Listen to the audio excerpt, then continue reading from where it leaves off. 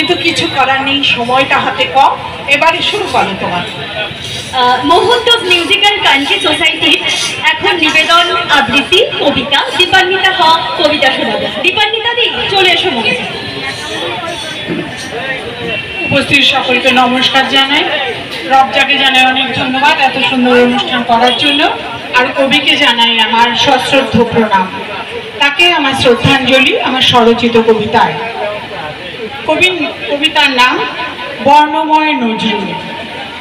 গ্রীষ্মের দাবদাহের 11ই জ্যৈষ্ঠ 1899 জন্মালো শিশু এক আসানসোলের চুরুলিয়া গ্রামে। ওই পিতা ছিলেন ফকির আহমেদ, মাতা ভাগ্যবতী জাহেদা খাতুন।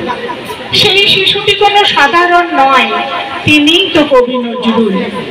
বিধাতা লিপি খণ্ডা দেখে বছর 8তেই পিতার মৃত্যু। জীবিকার প্রয়োজনে ছোট্ট দুঃখ